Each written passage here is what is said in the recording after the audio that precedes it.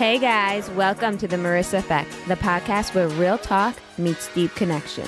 I'm your host, Marissa, and around here we are all about honest conversations, fresh perspectives, and living a life that feels aligned, inspired, and unapologetically you.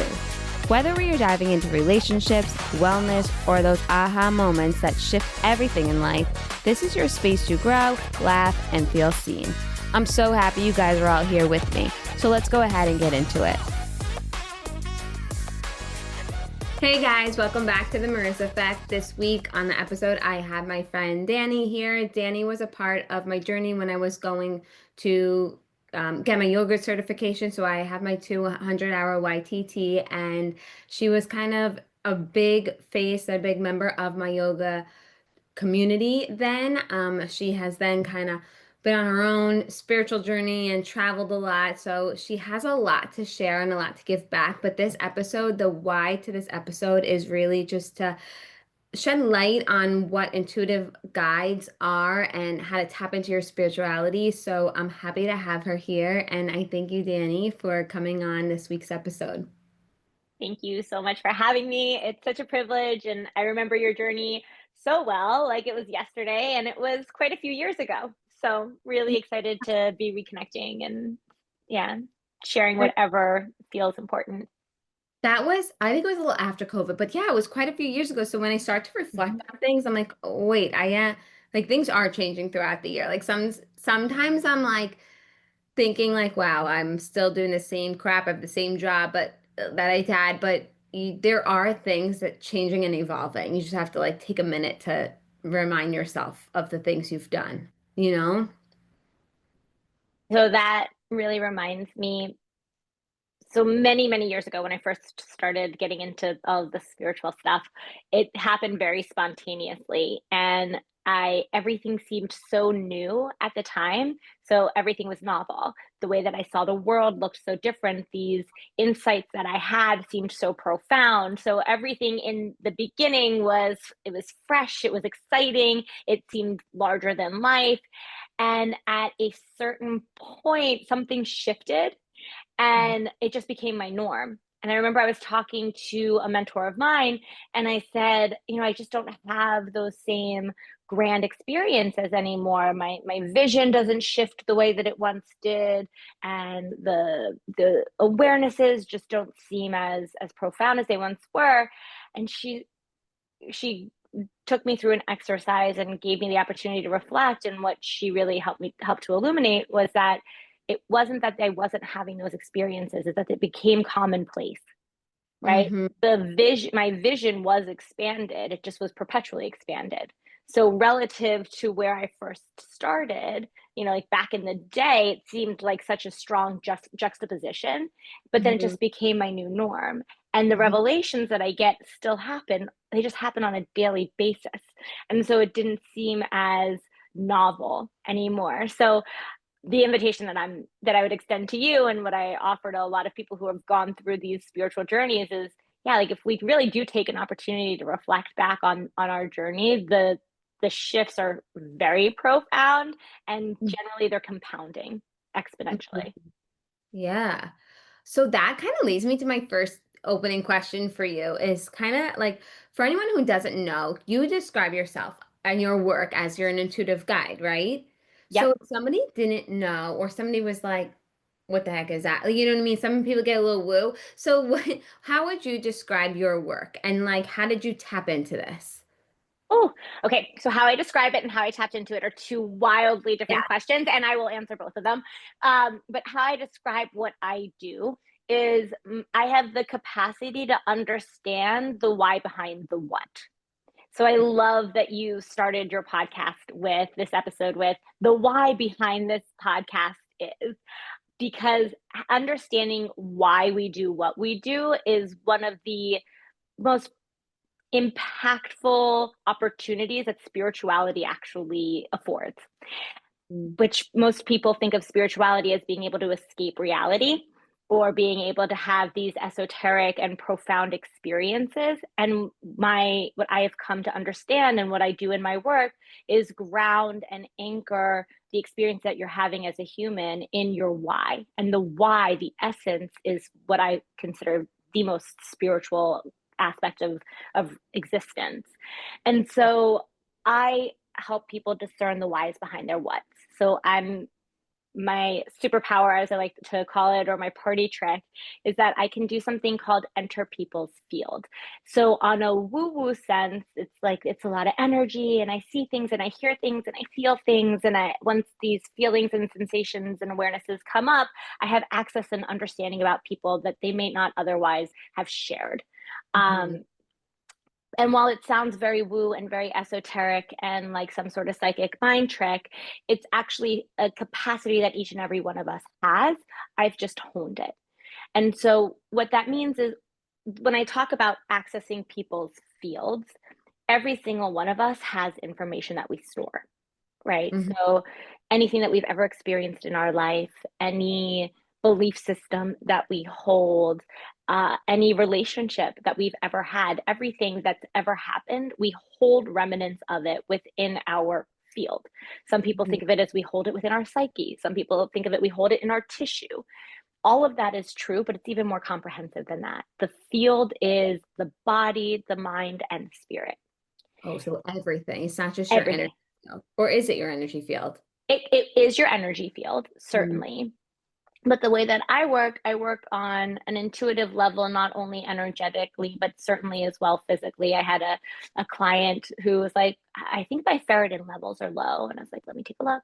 I'm like, 27. I was like, your ferritin levels are at 27 right now. And she was like, okay, great, thanks. Went, got her ferritin levels checked. They were exactly 27. So, yeah. I joke a lot about my medical intuitive capacities because it's just like a very fun tangible one, but it works on a physical, it works on an esoteric and energetic, it works on an emotional. I'm looking at past lives, I'm looking at what's happening in the present and past life. It sounds linear, it's not, but anyway, that's a longer conversation. But my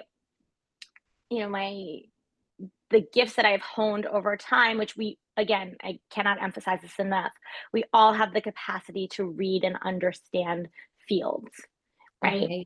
I've just honed that skill. I've worked over the past, decade plus to really refine my capacity to read the field.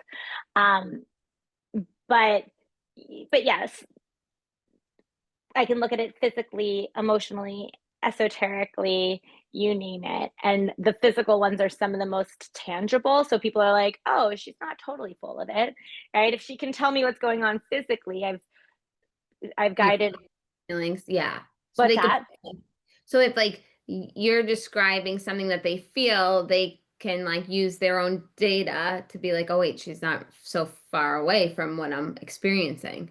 Correct, correct. And so usually like in a first reading, it's called readings when I'm working with people one-on-one, but in a first reading, I look for highest priority. And so somebody's energy field, some people might refer to it as their soul, their highest consciousness. I'm not attached to any of the wording. We're all describing the exact same thing. But your higher consciousness will illuminate to me what the highest priority is to identify and to look at. And so I will read that information and I'll share that back with the person. Highest priority usually gets them right in the gut. It's like, okay, yep, that's exactly what I'm feeling or sensing or couldn't put words to. And once we have that opening, I can have access to most information about anything that you've experienced throughout your life. Wow. And this goes all from emotional, physical, it's anything that pops up. You could, Everything. Everything. wow. Right. Wow, Right. it's crazy. What can I ask this? How old were you when Anything. this all happened? Like when it started to like be apparent to you that you could not like, okay, this is what I'm trying to accept. Like for me, I like being spiritual, but I've been around people and I still fight with this where I'm like, oh, these people don't do that stuff. So I'm gonna tone it down. Like if you know what I mean, like when did it become to you that you're like, no, this is undeniable for me. I need to just like dive right in. I was 26. So Oh, So at 25, I left my what I call my past life. I was living in New York. I was working at a very prominent cosmetic company called Bobby Brown Cosmetics in their global marketing department. So I was working under the number two woman in the company and being fast tracked through the company, high visibility. I had the dream life on paper, and I felt super empty and hollow, like deeply, deeply anxious, disconnected. I couldn't make choices, right? I was like, do I want to eat salmon? Do I want to eat chicken? Like, I couldn't make a choice to save my life because it wasn't, I was so disconnected from myself and from my Mm. priorities and my values. And so I left New York and I went on what I call my happiness project and traveled all over the world studying yoga, spirituality, mysticism, healing arts, meditation, different religious studies that had some essence of spirituality to them. And the more that I engaged with these ancient traditions, like mostly earth-based traditions and wisdom traditions, the more that I engaged with these wisdom traditions, the more I realized they were all saying the same thing. Mm. And when I realized they were all saying the same thing, I recognized how incongruous it was to the way that I had been living my life by Western standards. Mm-hmm. And it the emphasis was that there was something deeper, there was more to life than the physical reality that we understood. Mm-hmm. I lived by a very physical standard. I was Mm-hmm. blonde back then, by the way. No I, way. I, yeah, crossed my heart. Blonde hair, wore 7-inch heels, was, skinny Like as a a complete minute, New Yorker. Oh a my complete New Yorker. I was such a bitch. I don't know if I'm allowed to say that on your podcast, but God. I was so rude. Like, What? awful, I awful. can't even, you're like a love magnet. Like I can't even see you being mean to somebody. Oh no, I was an asshole. Like completely. If you could do something for me, I was such a love ball. Like super sweet. Wow. But Okay. if but if I didn't perceive that you could do something for me, I disregarded you, was disinterested completely. Okay. And I lived by status, by physical appearance, by what I thought could get me ahead in life based off of very specific traditional cultural norms. And then Wow. I left and I started studying this mysticism, and I found that there was more to life than these physical norms. There was something much deeper. And as I became aware of that, it became undeniable that that was how I was meant to live my life. And so in answer to your question, it was when I got back from Asia and I was re-exposed to Western cultural norms that I it became impossible, Wow. genuinely. And I can share stories of what I mean by impossible, but it became impossible to go back to the way of living that I once lived. Yeah. Like Wow. my body I just physically rejected reject. it. Wow. Yeah. Wow. And what I have learned over the years, because when I first got back, I was so in the esoteric and the spiritual that I was fully unrelatable. Like my friends, we'd be having conversations and they'd have grief. And I had this very out of body existential experience where I couldn't relate to human emotions anymore. I was very expansive in my consciousness, which maybe we could get into that story, but I was it was very unrelatable. I Mhm. couldn't connect to the human experience. I was so in the spiritual experience. Wow. And over the years, I was able to reintegrate into my human consciousness and my human experience, which I would love to talk about why I think it's so important to remain human, especially in the spiritual journey, because I think sometimes people can try to escape the human experience, and that's why Mhm. we're here. Mhm. But when I came back into my like my physical form, I realized, yeah, it's still fun to play in fashion, right? That was my background, makeup and fashion. I loved it, right? But to Mhm. do it in a way that's in integrity and alignment with my soul versus Yeah. in the ways that I had done it that were perpetuating and feeding the me monster that Mhm. existed. Yeah. Mhm. Wow, that's a crazy story. And like I do feel like most of us are living a life. I mean, we're kind of programmed like that. So it's like if you don't, if it took you to go on this trip, right? To see a world outside of like and then you were not feeling good at your job. So there was just like signs that were leaning up. But still, Danny, most people wouldn't, I feel like they wouldn't tap into this. Like they wouldn't have the self-awareness to even follow their heart this way. Do you get what I'm saying? I do. And I work with a lot of people, so I see very intimately exactly what you're describing. Yeah. Yeah. Wow. The the soul, our highest consciousness will do whatever it takes to bring us into alignment. Mm-hmm. And we often misinterpret what it's doing. We often misinterpret the sometimes subtle nudges, sometimes kick in the ass, sometimes Yeah. whatever the soul or the highest consciousness needs to do in order to bring us into true alignment with self, it will Yeah. do whatever it takes. And sometimes it's, I joke with my clients all the time, you could do this the easy way or you could do this the hard way, Yeah. right? Yeah. But either way, your soul is going to create opportunities and like little subtle nudges to bring Mhm. you back into alignment when you fall out. So for me, I'd fallen so dramatically that I was anxious, depressed, I disliked myself, right? Yeah. And so That's to what I was find, gonna ask you. Like, it's yeah, almost like the universe, I don't mean to interject, but it's almost no, like please, the universe makes me feel anxious. And Mel Robbins. I mean, I think you know who Mel Robbins is, of right? course, love She, her. yeah, me too, me too. She said something in like, I don't think she was being interviewed on someone else's podcast, but she was saying we just like the universe is telling you that you can change. You need to change. That's why you have anxiousness. That's why you have this feeling or you're depressed and you have to change something in your life. And instead of changing it, we just stay stuck. We're like resisted.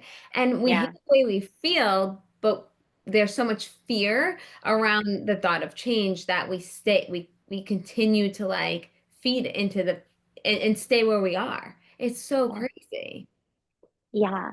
Well, that brings me back to the point that I was making before, where there's this reality that we, especially in the West, have been conditioned to, which is fear change, right? Hmm. Try to perpetuate the status quo and the norm and, just fit in, do whatever it takes to fit in. That's not the case in every country, right? That's not the case in much of the world. In fact, it's becoming more prevalent. This, Hmm. um, what is the word that I'm looking for? It's evading me at the present moment, but perfect. But for so many of it, conforming, that's the word. So for Okay. so many of us, we're conditioned to conform. Hmm. Um, and one of the things that I realized as I traveled was that, like, what was I conforming to? It was a norm, right?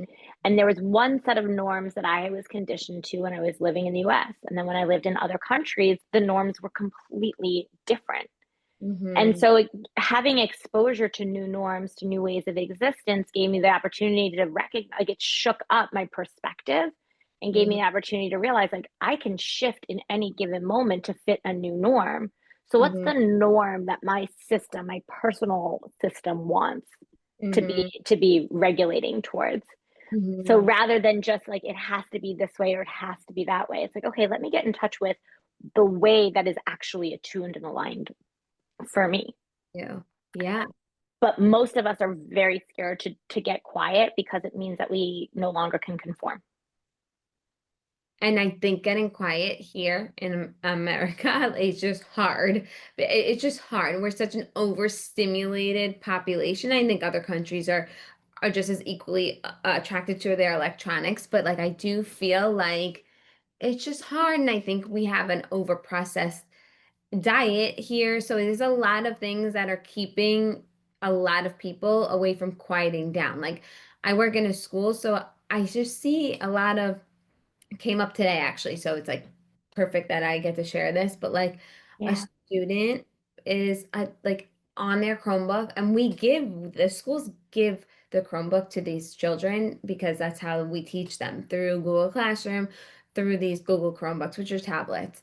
And the parents were like, if if the teacher doesn't need to use the Chromebook, I don't want my kid on it. And the teachers were happy to like work with the mom on this, but for the most part, we're educating these kids on these Chromebooks. So now they're like being programmed on these Chromebooks, and they go home and they have a cell phone and this and that, and it's addictive. And I'm an adult, so and I'm already addicted. So it's like I do feel like it's hard to be silent. That's kind of what I'm coming back to when we're just always we need to our attention spans to always be occupied by something. Yes. So there are two ways that I would love to respond to that. One is, yeah, absolutely. The world and the environment in which we exist presently makes it very challenging to Hmm. quiet our minds and to be human, Hmm. Hmm. right? We're kind of morphing into this amalgamation of part human, part technology, right? That's the direction that society is moving, is Hmm. kind of away from spirit human to human technology. Hmm. Um, and I don't know what that's going to look like. I truly don't. I don't think Um, anybody does. Yeah. right. Surely, no one knows exactly how it will ultimately manifest. My, I used to be very scared of what that could look like, right? I had a lot of fear around it, and now I have more optimism and hope that there are opportunities to ultimately it'll go like human technology, spirit, right? I think that there are opportunities. Everything ultimately, from my perspective, brings us back to spirituality and brings us back to our essence. So Hmm. I do my best not to buy into these nefarious belief systems about what's going to happen because as a result of technology, I'd like to be more optimistic about it. Because like, one, I think optimism is just a way to keep the nervous system regulated. Otherwise, like, Yeah. Yeah. but all that said, it's not just a false optimism. It's truly, I do believe that there are opportunities that come with technology. Now, it does make it challenging unless we Mhm. are super conscientious of I'm a spirit in or I'm a higher level of consciousness within a human body. I know the word spirit can freak people out sometimes, so I try to be mindful. Um, but I'm a higher level of consciousness existing in a human form that's having a human experience and interacting with the world that is experiencing tremendous change at a very fast rate, right? Mhm. That's the reality that we're experiencing right now. When I can engage with that with a regulated nervous system and do what I need in order to reconnect to my humanity and to my spirit, I think that the prospect of what's coming with technology seems a little bit less scary. Now, that said, it does require developing tools and being conscious of reconnecting with your human and reconnecting with your spirit. The second thing that I wanted to name is we're spirits. We are We. higher, we are Yes. spirits. We are Mhm. higher consciousness. And, if this had been a couple of years ago, I may have been a little more bashful about saying that. And at this point in my life, my career, where I am in my journey, I'm just like, here's the deal. We're spirits. Take it, leave it. I don't care. But from where I'm standing, we're all spirits. We're all some level of higher consciousness existing within a human body. That Mhm. energetic from every discipline that I have studied around the world and from my own personal experience, my understanding is that there is nothing, not a single thing more potent and powerful in the universe than the human spirit. Oh, wow. There is nothing more potent and powerful in the universe than a human spirit. Mm. So we have been conditioned to believe that we are at the mercy of some sort of powers that be that are more powerful than we are, Yes. Yeah. right? And in a lot of spiritual communities, there's talk about entities and this, that, and the other thing. And, these nefarious overlords that are creating, Yeah. using technology to siphon our energy and do all these things. And it's like, maybe that may all be true, but none of them are more powerful than we are. And the Mhm. moment that we buy into fear, The moment that we say, you know what, this phone is more powerful than I am. The people Right. programming the phone with their nefarious intentions, whether they are or not, I don't know, but the people programming these phones with their nefarious intentions and proliferating these tablets to children with their nefarious intentions. The more that we buy into that fear-ridden program, the more we give our power away. Oh, I love that you are saying this because a part of the reason why I started asking you over and over again to come on the podcast is because, a lot has gone on, and then a lot has been funneled through us on our social media, and I was like, Mercy, you gotta get off social media and you have to be mindful of like there's a rhyme and reason why we all do things. Like I love health and wellness. I just naturally attract to that. But like there's a reason why I did that yoga teacher training. And then all of the stuff that had happened over the past couple weeks, I was like, get off social media. I didn't do a podcast. I didn't even want to access my social media. Like I really had to like parent myself and like punish myself and restrict myself from being on it because it was causing anxiety in me. I was getting anxious. I didn't want to like read things. Sure. So I reached out and I reached out to you and reached out to another person. I'm like, let's lighten this era because we have to learn about spirituality. Like it is so important to be tapped into, I think it makes the whole being like the full package. Do you know Yeah, what I believe that I do. What I and I'm so grateful that you reach out, and it's always in perfect timing, right? Because I know we've been trying to coordinate calendars, and then it was like, okay, now do it Yeah. right now. And Yeah. it's like, okay, great, it's happening today. So, and I always trust that the timing is absolutely divine and perfect, and whatever energetics are happening around us, they were like, okay, now you two need to come together and create some sort of magic, and I'm like, great, perfect.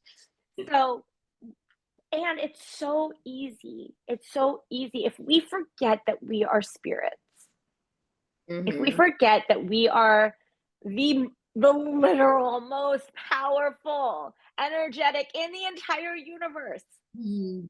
it is so easy to give our power away to fear. Yeah. It Mhm. is so easy to buy into the noise and the reactivity and the media machine and the social media and the this and the that. And look, what we are experiencing as humanity at the present moment is wildly inhumane. Yes. I agree. Nothing about what we are experiencing makes sense intellectually, Mhm. energetically, and Mhm. yet, the reason that this can perpetuate the way that it does is because we have forgotten that we are spirits.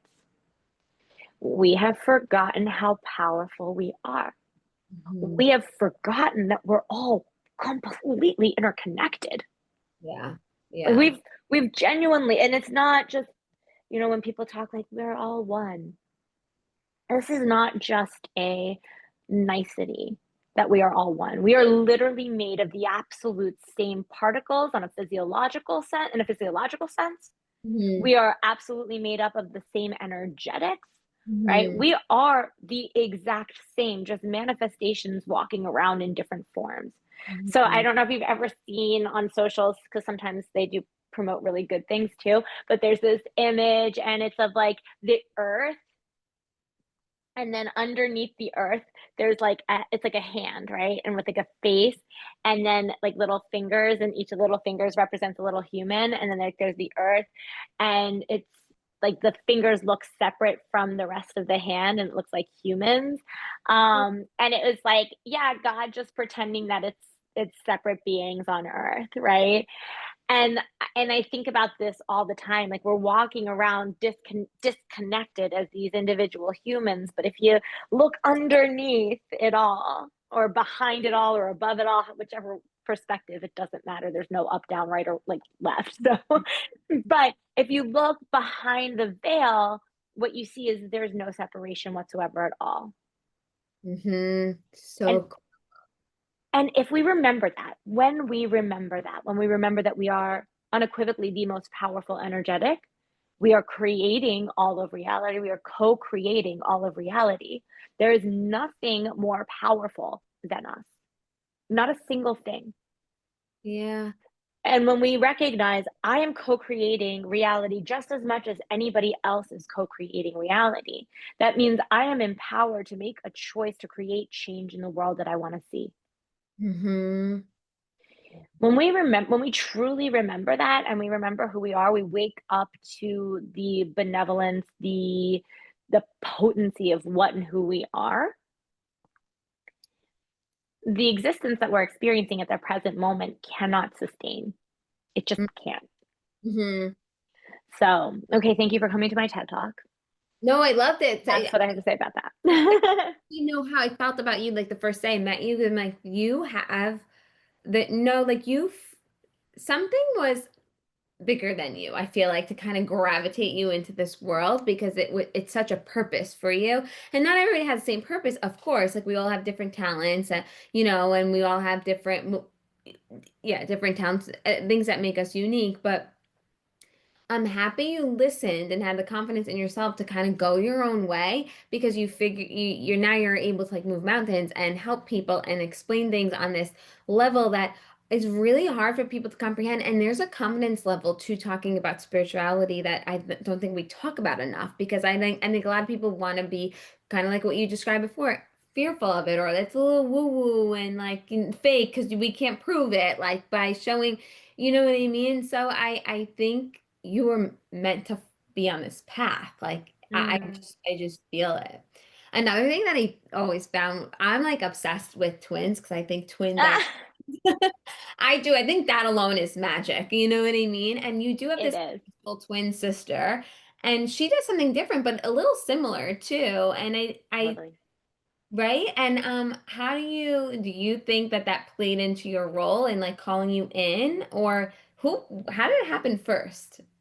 Like who went that side first?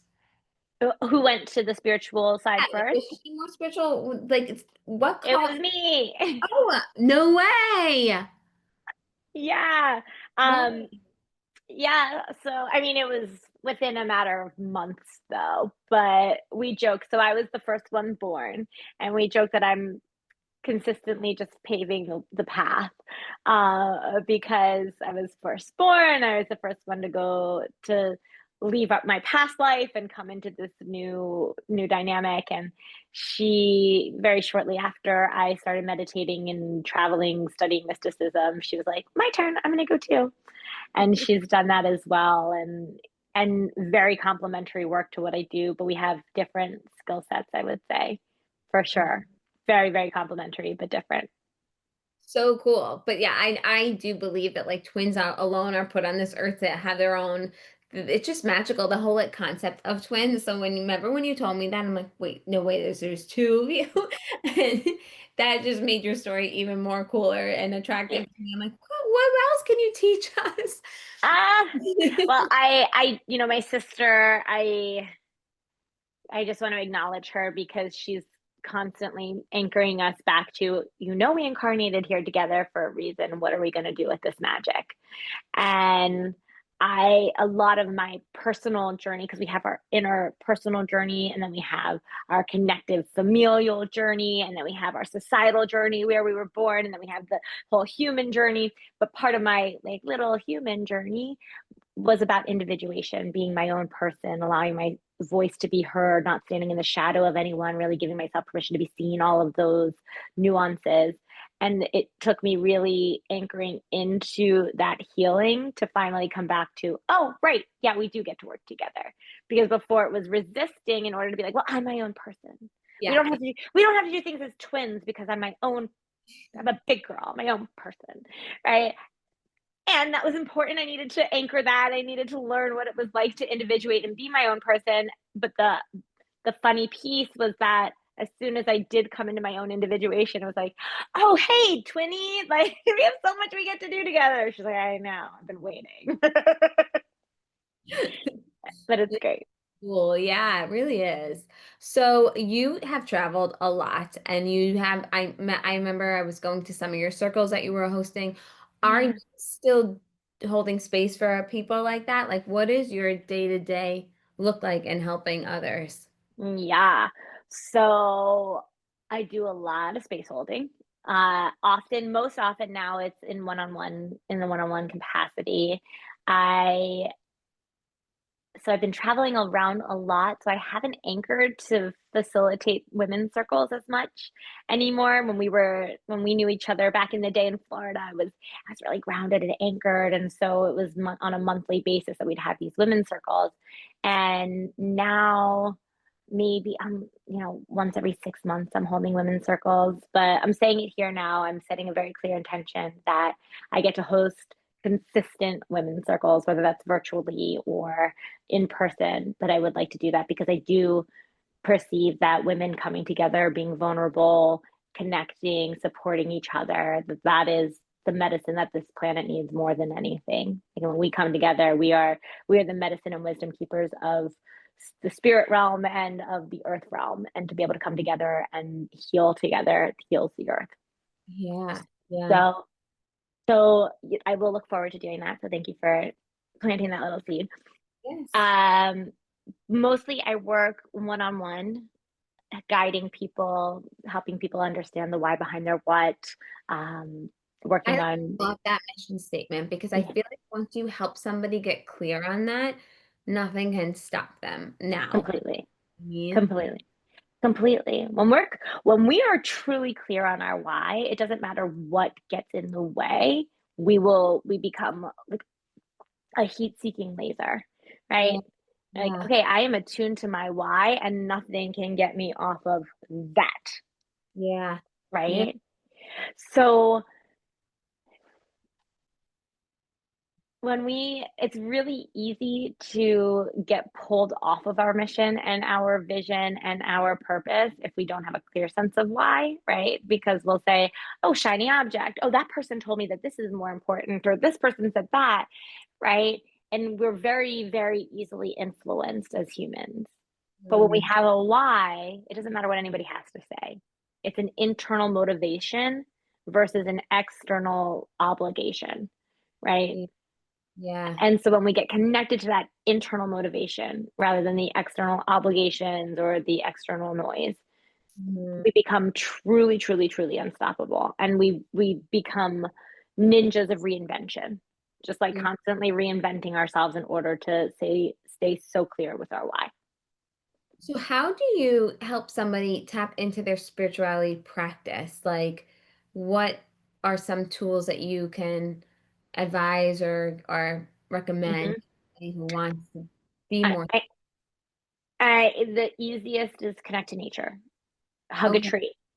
Go hug a tree. Truly. Like, oh, that tree hugger. I'm like, yeah, great. Like, I can't tell you how often I stop and hug trees and like have Yeah. conversations with them. I probably look like a crazy person, but I don't care. Um, get into flowing bodies of water as frequently as possible. You are so lucky to be by the ocean, Mhm. truly. So get into flowing bodies of waters, hug trees, take your shoes off, go stand, with your feet on the earth. Yeah, grounding. That's the easiest, that's the simplest. And inevitably, invariably, when we consistently connect to the earth and we set an intention and we say, hey, nature, that something that I've perceived to be outside of me, I'm connecting to you. When we can Mhm. connect to something that we perceive to be external of ourselves, it opens up the pathways to understanding and seeing ourselves as spirit. Because there is spirit in a tree, there's spirit in the ocean, there's spirit in the ground, there's spirit in everything. And when we intentionally soften the barriers between ourselves and something else, what opens is connection to the spirit, to spirit. Wow. Yeah. Yeah. I mean, I think I'm pretty good with like I talk to my plants a bit. I've been doing that Great. before. I think I just grew up. I am weirdly sensitive. Like my family makes fun of me since I'm a little girl. Like I used to think everything had feelings, so I like talk to things all the time. Yeah. Even Yeah. like if the work doesn't like cooperate with me at work, I'm like, come on, we could do this. Talking to a machine, but I do feel like like that, and if you give it energy, it will work for you. Like I Yeah. don't know how to describe it, but I do. I talk to my plants all the time, and I don't know, like it just feels right. It's a weird, quirky thing, but it feels Mm, right. I don't think it's weird or quirky at all. I think it's sensitive and it's deeply aware, right? You have a recognition, oh, there's something sentient about this. Mm, hmm. And so to have that level of sensitivity is beautiful, truly. Hmm. Truly. It's deeply spiritual. Deeply spiritual. You know, some of the most spiritual religious traditions speak exactly to that, right? How do we become sensitive to all beings? Hmm. Um, in Judaism, kashrut, the laws of kashrut, like it's one, sanitation, but two, it's a sensitivity. You know, the reason you can't eat milk and meat together is because they didn't want to bathe a baby calf in its mother's milk, right? That felt insensitive. And Hmm. so, to what they call build a fence around the Torah, they were like, well, we just won't put any, we can't have milk and meat together. Oh, Because how do you know which calf came from, which calf came from which mother and which milk came from which mother? Right? So, okay, let's just avoid that inhumane treatment and yeah. we're just going to have no milk and meat together.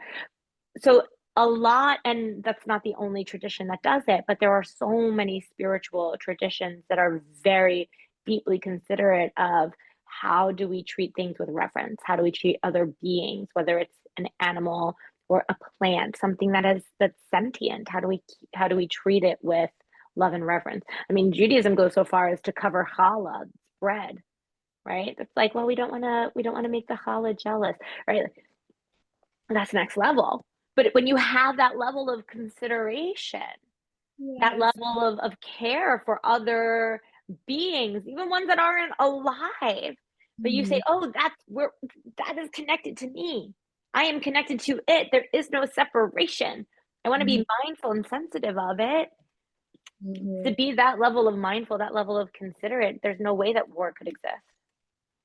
Wow. Yeah. It's just so funny that you like this came up naturally because I was having a conversation in another podcast episode, and I have been watching this show called The Chosen, and it's a Christian-based show, but um I I said it on the podcast with this other person I was interviewing. I was like, we have been it doesn't matter how much money you make, how many properties you own, what you do. I mean, it matters, but it's so minor to we have been there's so much pain and suffering and all of this going on for centuries upon centuries upon centuries, and people have had to cling on to their faith and their spirituality for centuries. Like, we're not creating this. So as I watch a show, it's like it's not so much that I'm connecting to the religious component of it. I'm being specific to that. It's more so like, wow, like even back then they needed a higher being. They needed something like that they had faith in, that they could pray to, that they can connect with, because it helps like the physical body, I believe, here on earth. Yeah, yes. And there's just like this distinction that I would make, which is we don't need something bigger than ourselves in order to be okay. We Mhm. are bigger, like we are connected to something bigger than the individual self. And it's that when we understand, and it's not just have faith in it, right? But Mhm. when we really understand ourselves to be it and it is us, there is no difference, but it is perpetually driving how we show up in the world. It's perpetually orienting everything around us to support us. And at every given moment, when we know that, without a question of a doubt, there's a level of confidence, there's a Mhm. level of love, there's a level Mhm. of generosity, benevolence, the components, the attributes that most faith, faith-based religions talk about. Mhm. Religion has been a tool that we've outsourced our connection to spirituality through because the world is a challenging place, right? We come to earth school and we're like, okay, bring on the challenge, right? We know it's going to be difficult. We know we're going to be disconnected. We're going to forget that we are source of Mhm. everything. We're going to forget that. We agree to that. Mhm. Yeah. Religion has been the tool Faith-based practices have been the tool to remind us that we aren't alone, that we are source. Hmm. But we don't need religion to know that we're source. We don't need faith in order to sustain life on earth. Faith Hmm. is just a really great tool in the interim until we remember that that there is no separation between us and source, that we are perpetually loved, held, guided, and that there's nothing to ever fear. Got it. Got it. When we really know that, no religions are necessary Hmm. because we are the walking embodiment of what every single religion is teaching. So it's so funny. So you ever see there's like this diagram I've seen on social media and I loved it, but it's like they're it's like this little diagram and there's different religions and there's like slices of something. And then Okay. they're all blue and it's like spirituality and there's like fish everywhere. So I guess the fish represent like a big broad like a sea, a body of water, and then like the slices, I'll call them countries or land or whatever they were, but the religions were small in comparison to spirituality. So it's not kind of like being spiritual in my mind. The way I see it is like you kind of you can be religious, but you could be spiritual as well. Like you shouldn't have to feel like just because I'm spiritual doesn't mean like you can't pray to God. Like you do what you feel is right. I feel is Yeah. I mean, I don't know. That's how I interpret it. Yeah. Well, so I haven't seen that diagram, but I would love to, that Yeah, image. yeah. But what I will say, I so when I was in college, I was a comparative religious studies minor. I had a lot of minors and majors. I don't know. I was an overachiever, but comparative religious studies was one of my minors. I always had a fascination with how different religions spoke to different or similar themes. I also wondered why there was so much conflict in the world in the name of religion. So I wanted to see like what are the nuances here. And then after studying that in school, when I went on my little happiness project all over the world studying mysticism, I also continued to study. I added Hinduism to the mix and Buddhism to the mix and you name it. And I started studying every spiritual tradition and religious tradition that I could get my hands on. And when I was younger, it was more of the Abrahamic traditions, so Christianity, Islam, and Judaism.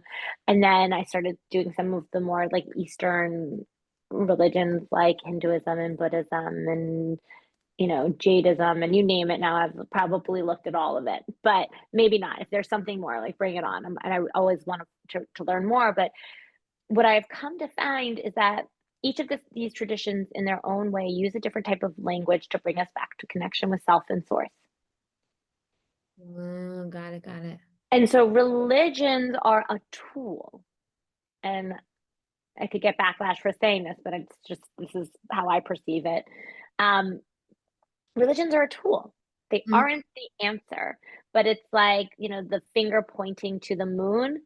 Religion is the finger that's pointing to the moon, and the moon is God's source, all of creation, our essence, who we are, what we are, how we've incarnated. It's really easy to look at the finger pointing to the moon and think that the point is the finger mm, and lose sight of the fact that it's just drawing our awareness to the moon, right?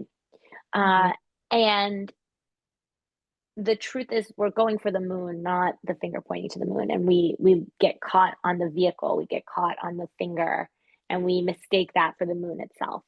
Got it. Yeah.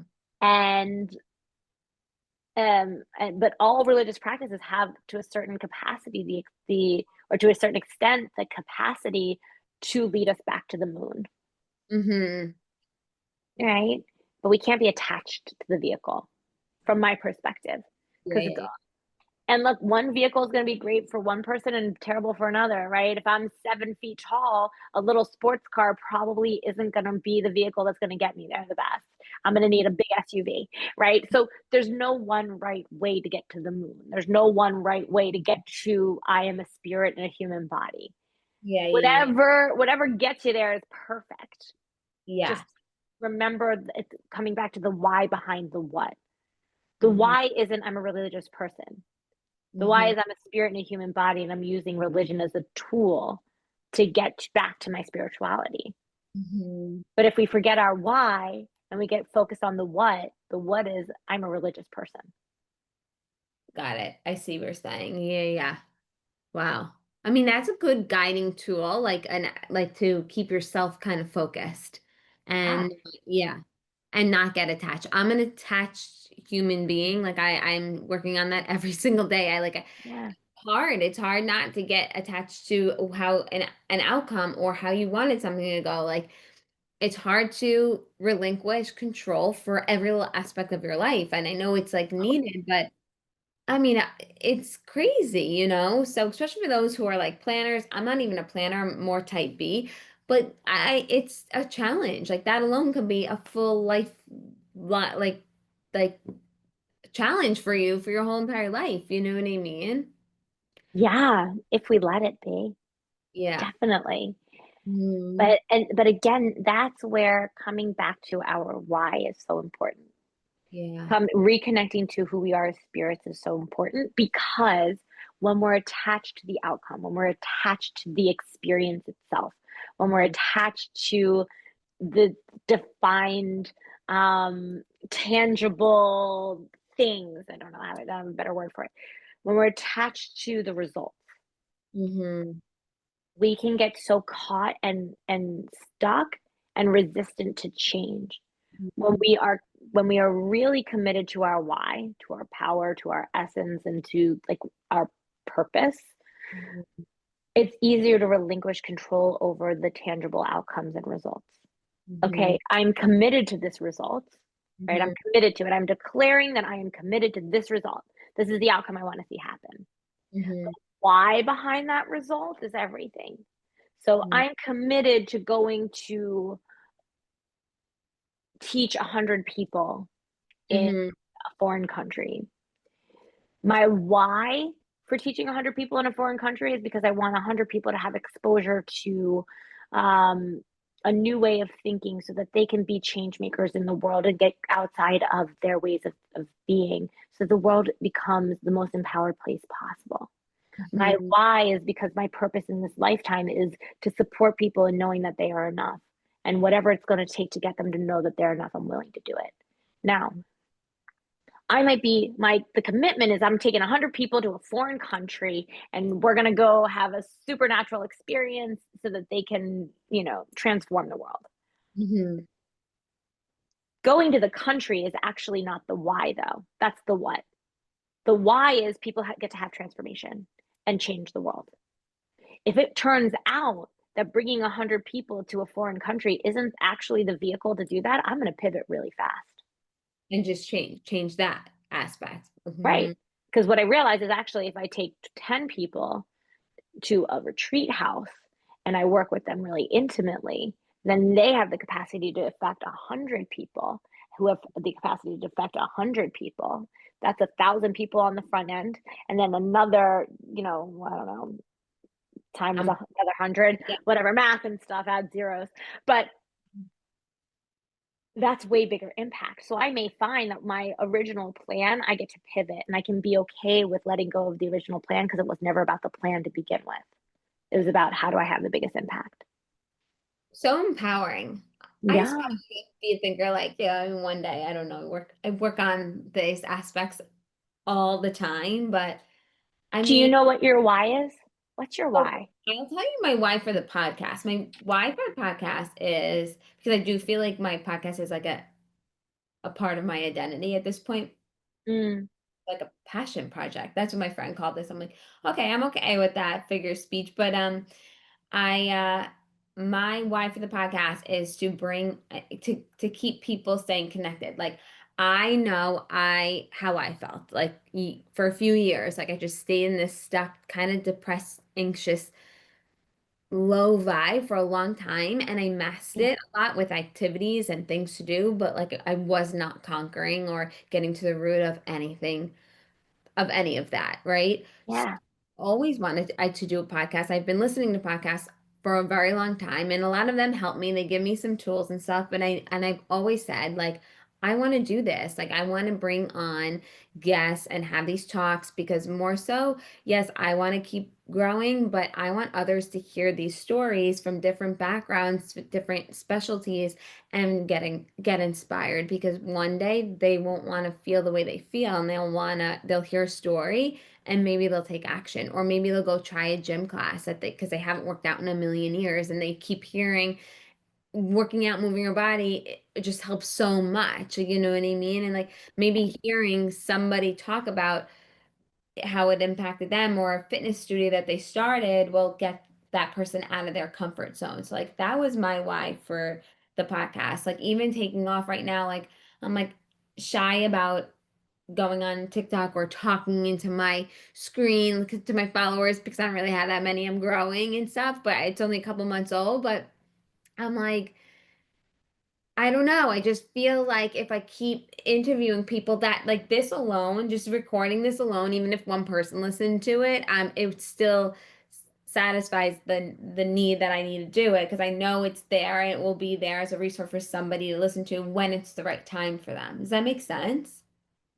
It does. It does. And what I heard you say is that your why is keeping people connected, Yeah, right? connection is so important to me. Like I just feel like we are like elephants, like we need to be around each other all the Oh time, yeah. Oh you know. yeah. Excuse me. Yes, Feel 100%. integrated. Yeah. But so one other thing I heard you say was, like I might get nervous about talking into the camera or doing certain things. Your why, right? You had the pain point of experiencing depression and disconnect and feeling anxious. You know what that feels like. Hmm. If you ever question why should I talk into a camera, right? Hmm. It's not about what you're doing. The what is I'm talking into a camera. That is inconsequential. If you're not anchored in your why, which is nobody, like everybody has the right, the opportunity, like the birthright and the opportunity to feel reconnected. And I am here as a conduit to reconnect people. When you hold that as your why, It all feels of so this, much stronger. all, Yeah. all of a sudden getting on and talking to people in the camera, it's like, I can do this, right? I, Because this could be the very thing that reconnects somebody to themselves, to source, to another human, yeah. right? Hmm. Okay. I'm gonna embody that. And then I gotta I'm gonna just start on TikTok because I'm like, I have less followers on their practice. And then maybe Right. Instagram. And but what does it look like to fully embody this is my why? And there's no coincidence that I feel inspired to Yeah. keep people connected, right? Yeah. I am here to connect people, whether that's people, people to self, people to source, right? You're here as a connector. So Mm-hmm. if that's your why, that's a really potent, powerful why. And you've experienced personally what it's like to not feel connected, Yeah. I'm right? trying to save time for somebody else if I can by putting like an expander on the podcast where they can be like, oh, I just heard a story that I resonated with. Like, we all don't have the same stories, the same backgrounds, the same sorrows, and the same like things that get us down, but like somebody's story they'll hear it and Yeah, be like, oh my gosh, you know? right. And your experience will be relatable in a way that nobody else's experience has been relatable, or the conversation that you have with one person is going to access or activate something for somebody that they never thought possible to activate, right? Hmm. And it may be one person, it may be a million people. Why not? A Yeah. billion people, 8 Yeah. billion people, right? Yeah. But if you hide from your why, Hmm. then it's really easy to make excuses for not doing the thing that you get to do in order to be visible, Mm. in That's so order to put this out there. So true. And honestly, at this point in the game, like I don't want to go down that rabbit hole of feeling anxious anymore. Like I feel so um I just feel so much better when I do like this podcast, then I'll edit it and put it out in a few weeks. You know what I mean? I have like a system and like that just keeps me like my mind busy. I have like a task and it's purposeful. Um Yeah. versus like just doom scrolling and just being woe is me. Like I just if I ignore it now, I'm like in too deep in it at this point. If I ignore it now, I know I just be putting myself in going back to a place I don't really want to go back to. Yeah. Well, and so you asked me what are ways to reconnect to spirit? And I said, one, go outside, connect to nature, allow those barriers to dissolve between you and other. Uh, Hmm. the other way to be connected to your spirit is when you get quiet, get clear on your why and act from your why. Hmm. Because that which our heart wants, that which Hmm. our heart longs for, that's our spirit knocking on our consciousness and saying, move in this direction. You don't need to know what this is all about, but just know, stay connected to your true why, your true North Star, right? For you right now, it's keeping people connected. Okay. And then allow your heart to lead you. Allow yourself to be inspired because you Yeah. don't know the lives that you're going to change or Hmm. the impact that you're going to have. But if you stay true to your why, I do know that it's going to be way more than if you deny the truth of who you are. Yeah. And like you're saying, you feel lit up. That's your spirit. When we feel lit up and we're like, no, we're alive. That's spirit. That's spirituality. That is the most spiritual thing that we can do is dance and be joyful and love each other. That's like literally, that's it. If we do nothing else in this lifetime other than sing, dance, and love each other, like we are living a very deeply spiritual experience. Cool. Yeah, yeah, yeah. Yeah. And I don't think a lot of people take a minute to even realize like what they're connecting to or with. Yeah. So I love your why. I'm a full support of your why. Thanks. I Yeah. love talking with you because it always feels like magical conversations. Ah, I do feel like you're like a little magical being, like walking around this earth. Yeah. we're all magical beings. Like the fact that we even incarnated on this planet is pretty freaking wild. Mhm. You know what I mean? Like so crazy to think about the fact that like a certain sperm and a certain egg got together, we're like poof. And by the way, all of your genetics are gonna like come in, and then you're gonna be born, and then you're going to upregulate and downregulate certain epigenetics and then have this experience. You're going to encounter certain people throughout your lifetime who are going to impact you and your psyche in a certain way. I mean, like the whole thing is wild. So like we're all balls of magic walking around being super magical. Some of us are just aware of it and some of us aren't. Yeah. You know what I Yeah. mean? Yeah. Yeah. It's so crazy. Yeah. So crazy. But thank I, you for that. Thank yeah. you. You Yeah. too. Thank you so much for coming on. I think this was very well needed. It's a good topic of conversation. And if somebody wanted to connect with you or follow you, how can they do that? Sure. So you can connect with me on Instagram. It's just the easiest. And Mhm. it's at Dani Pogo. So that's DaniPogo. Okay, perfect. That's awesome. Thank you so much. And if you ever do a virtual circle, I'll join it. Let me know. Okay, perfect. Yes. I would love that. I would love that. I'll keep you posted. Yes, definitely. Thank you so much for joining me today. My privilege. Thanks for having me, Marissa. Thank you all for tuning in to this week's episode on the Marissa Effect. This is where conversations stick, stories spark something real. If today's episode moved you, made you think, or gave you a little inspo, please share it with a friend. And don't forget to subscribe, rate, and leave a review. It truly means the world. Until next time, keep showing up, stay curious, and remember your story has an effect too. See you next week.